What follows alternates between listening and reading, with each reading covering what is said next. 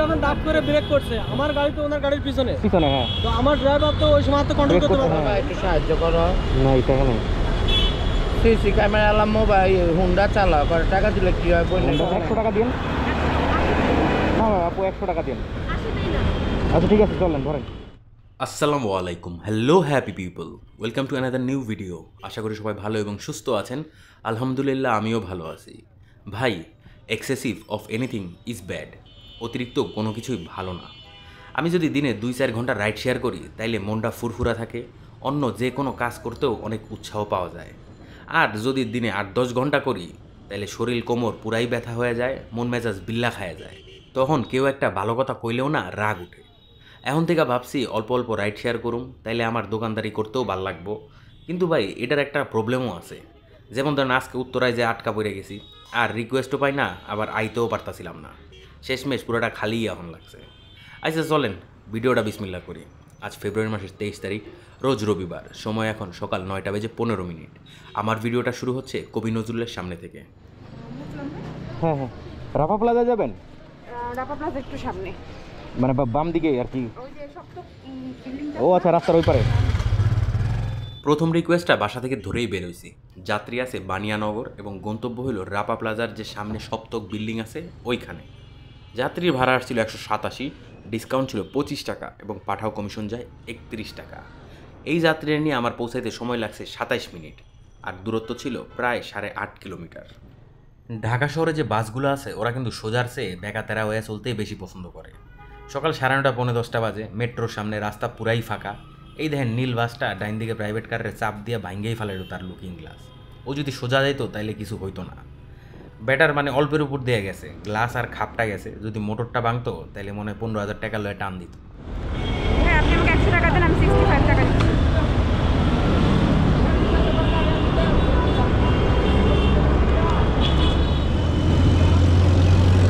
আমার কাছে 5 টাকা আছে।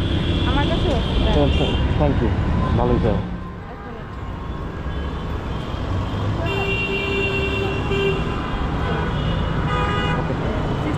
হ্যাঁ হ্যাঁ, কোথায় যাবেন? আজিমপুর? আজিমপুর বলতে ইডেন কলেজ? আচ্ছা 100 টাকা দিন। না আপু, 100 টাকা দিন। আচ্ছা ঠিক আছে, চলেন ধরেন। মেন রোডে কি নামবেন? আচ্ছা, কোথায়? পিছনে ধরার। হ্যাঁ আছে তো, এই যে আগের আপুটা তো পিছনে ধরেই বসে আছিল। আপনি ধরেন, সমস্যা নাই। এই যাত্রীর গন্তব্য হইল Azimpur government girls high school and college. দূরত্ব বড় জোর 3.5 কিলোমিটার হইতে পারে। এখন 100 টাকার নিচে তো আর ভাড়া কোয়া যায় না।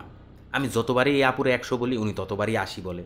আরও যদি 4-5 বার কইতাম, আরও 4-5 বার সে 80 বইলেই উত্তর দিত। পরে আমি রাজি হয়ে গেছি। আর বাইকে ওঠার পর উনি ব্যাগ ক্যারিয়ার খুঁজেই পাইতেছিল না।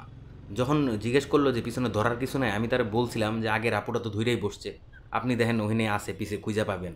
কিন্তু সে খুঁজেই পায় নাই, পুরো রাস্তা আমার গাড়ির মধ্যে খামচি দিয়া ধৈরেই রাখছিল। 80 টাকা, থ্যাংক ইউ। আসসালামু আলাইকুম। ভাইয়া যাবেন হইলো শান্তিনগর, ওই বেলিউডের মোড়ে?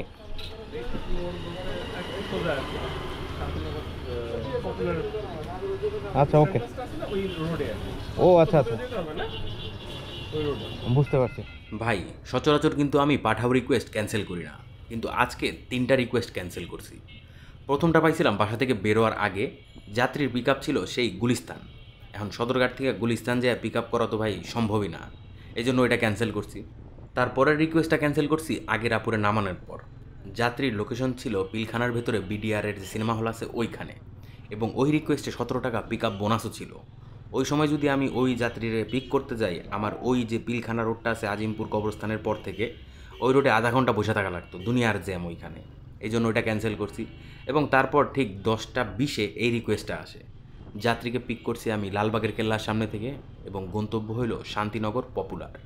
আর ভাই, এই রিকোয়েস্টটা শেষ করার পর ভাড়া দেখে তো আমি পুরো অবাকই হয়ে গেছি। প্রতি কিলোমিটারের ভাড়া পাঠাও ধরছে 30 টাকা করে। দূরত্ব ছিল 6.07 কিলোমিটার এবং ভাড়া আসছে 213 টাকা। এখান থেকে পাঠাও কমিশন যায় 34 টাকা। ও আচ্ছা, যাওয়ার পথে আবার আমার 5 টাকা খরচ হয়েছে, যদিও 1000 টাকা চাইছিল, আমি 5 টাকা দিয়ে হইতে সুইটটা আইছি। বাবা একটু সাহায্য করো। না এই টাকা নেই, সিসি ক্যামেরা আলাম মোবাইল হুন্ডা চালাও, করে টাকা দিলে কি হয়? হুন্ডা চালাই না, কই গেলে রিক্সা চালাই, যে কাস্টমার লয়ে যেতেছি, এরা টাকা দিলে টাকা আইব। দাও 1000 টাকা দাও। দাঁড়াও 1000 টাকা দিন। তুমিও দাও কয়টা টাকা মাহাজন ভাই, দাও নেন করো। আগে প্যাসেঞ্জার দুনিয়ার টাকা দিতে লাভ না, তোমরা এমনি কিপটেমি করো। প্রতিদিন মিনিমাম হইলেও এটা 200 বার আটকায় এই সিগন্যালটা। প্রতি 200 বারে যদি সে 50 টাকা করে উঠায়, 50 100 দিয়ে গুণ দিলে কত হবে? 5000, 10,000 টাকা তার প্রতিদিন ইনকাম। 50 টাকা করে পায় না প্রতিটা সিগন্যালে? ভাড়া কিন্তু অনেক আসছে না? আমি বুঝলাম না, বেশি আজকে অনেক হাইক। মানে ওই যে লাল লাল হয়ে আছে ম্যাপে, দেখছেন এইসব জায়গায় ভাড়া অনেক বেশি। ওকে ভাই, থ্যাংক ইউ। আসসালামু আলাইকুম। আসসালামু আলাইকুম ভাই, মোতালি প্লাজা না? এরপরের রিকোয়েস্টটা পাইছি 10:55-তে। যাত্রীকে পিক করছি শান্তিনগর 1 ব্যাংকের সামনে থেকে এবং গন্তব্য হলো মোতালি প্লাজা। ভাড়া আসছিল 87 টাকা, ডিসকাউন্ট ছিল 14 টাকা এবং পাঠাও কমিশন যায় 11 টাকা। ভাই, আপনারা অনেকেই আমাকে জিজ্ঞেস করতেছেন পাঠাও অ্যাপে চেক ইওর জিপিএস অপশনটা কেন আসছে বারবার। এই ঝামেলাটা শুরু হয়েছে পাঠাও অ্যাপে লাস্ট আপডেট হওয়ার পর থেকে, এবং সেটা হলো ঠিক 2 দিন আগে। এই 2 দিন ধরে আমার চেক ইওর জিপিএস বারবার আসতেছে, কোনোভাবেই বন্ধ করতে পারতেছি না। অ্যাপ ফোর্স স্টপ করছি অনেকবার, কাজ হয় না। লগ আউট করে লগ ইন করছি, তাতেও কাজ হয় না। আজকে আমি রিইনস্টল করছি অ্যাপটা, তাতেও ঠিক হয় না কোনো কিছু। ভাই, কাস্টমার কেয়ারে জানান, আমিও জানাইছি, তারাই পারবে ঠিক করতে, তারা ছাড়া কেউ এটা ঠিক করার লোক নাই আর।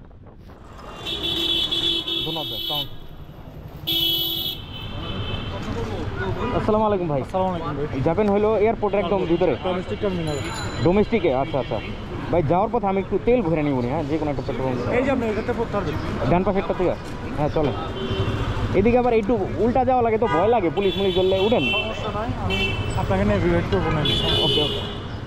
আজকে আমার প্ল্যান ছিল যাই হোক না কেন একটার ভিতরে বাসায় চলে যাব, কিন্তু আগের যাত্রী নামানোর সাথে সাথেই এই রিকোয়েস্টটা ঢুকে গেল। ভাড়া দেখাইতেছিল 255, অনেক লোভ লাগলো। তখন নিজেকে বুঝাইলাম, ঘড়িতে বাজে 11:20, হাতে সময় আছে 1 ঘন্টা 40 মিনিট। এই যাত্রীকে নামানোর পরেও আমি আরেকটা ট্রিপ ধরে ফেরত চলে আসতে পারবো বাসার দিকে। তখন রওনা দিয়ে দিলাম। যাত্রীকে আমি পিক করছি মোতালে প্লাজার পিছনের গেট থেকে এবং গন্তব্য হলো ডোমেস্টিক এয়ারপোর্ট। ভাড়া আসছিল 255, ডিসকাউন্ট ছিল 26 টাকা এবং পাঠাও কমিশন যায় 28 টাকা। হ্যাঁ চলে গেছে, থ্যাংক ইউ। Thank you.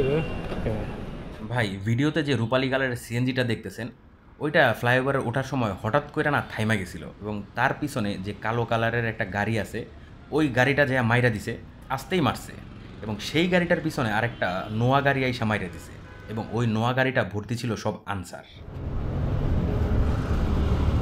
একেবারে সিএনজিটারে ধরতে পারে নাই, সিএনজি আলা টান দিয়ে গেছে, সিএনজি আলা ধরেই নাই গেছে, সে তো টান দিয়ে গেছে গা, টান দিয়ে গেছে। আমি দেখলাম তো রূপালী কালারের সিএনজি না একটা। আমার গাড়ি ব্রেক করবো, এত ব্রেক করবো। উনি যখন দাপ করে ব্রেক করছে, আমার গাড়ি তো ওনার গাড়ির পিছনে। হ্যাঁ, তো আমার ড্রাইভার তো ওই সময় তো কন্ট্রোল করতে পারবে না। উনি দাপ করে যখন ড্রাইভ করছে, আমার গাড়ি ডাইরেক্ট লাগা দিছে। ব্রেক করার কোনো উপায় নাই। না, সামনে রাস্তা ফাঁকা ছিল, ব্রেক করার কোনো দরকার ছিল না। কিন্তু রাস্তা আমরা দেখছি ইজিলি, রাস্তা পুরো রাস্তা ফাঁকা, জাম নাই, রাস্তা তো ফাঁকা। মারতে কেমন তাহলে সিএনজি দাঁড়াইছে, উনিও ব্রেক করছে, সিএনজির সাথে সাথে লাগাই দিছে, এই গাড়িটাও সিএনজির মাইরে দিছে। এন্ড পিছনের গাড়িটা স্পিডে আছিল, ওইটাও এই গাড়িটা মাইরে দিছে। হ্যাঁ, আমার স্পিডও কমে যাচ্ছে। আমরা কি জানেন, যেখানে 100 স্পিড দেওয়া হয় না, 150 চালাই, ঠিক তো আছে। দোষটা হলো সিএনজি আলার, কারণ রাস্তা পুরোটা ফাঁকা ছিল, আমি দেখছি দাঁড়ানো ছিলাম, হুট করে ব্রেক করছে সিএনজি আলা। হুট করে সিএনজি আলা ব্রেক করতে, হেও ব্রেক করছে। ওই পিছের গাড়ি কন্ট্রোল করতে হয় না, পিছের গাড়িটা একটু জোরেই মারছে আর কি, হেও মারছে সিএনজি আলারে। ওইখানে অনেকক্ষণ কাহিনী কিচ্ছা দেখলাম। তারপর ইনড্রাইভে আমি একটা রিকোয়েস্ট ধরছি। যাত্রী আছে কাউলা, গন্তব্য হইল গুলশান 1, ভাড়া আসছিল 152 টাকা। কিন্তু যখন আমি কাউলা গেছি, সিবিএল এভিয়েশন যে বাজার আছে ওইখানে, সে দিল রিকোয়েস্টটা ক্যান্সেল কইরা। তারপর যে কুড়িল বিশ্ব রোডের সামনে 1 ঘন্টা বসেছিলাম। ঘড়িতে যখন 1:10 বাজে, তখন অতিষ্ঠ হয়ে রওনা দিয়ে দিছি বাসার দিকে। বঙ্গবাজারের কাছাকাছি যখন আসছি, তখন অনেক জোরে জোরে বাতাস বইতেছে, মনে হইতেছে জড়াইতেছে, উড়ায় লয়ে যাইব। আবার ওদিক দিয়ে আমার একটা চেয়ার কিনতে হইব। গতকালকে একটা হাতলালা চেয়ার কম কিনছিলাম, এই জন্য গেলাম চেয়ার কিনতে। এখন একটা লাগবে হলো এরকম, মানে হ্যান্ডেল আলা। লাগলে এটা পাতলা, এটা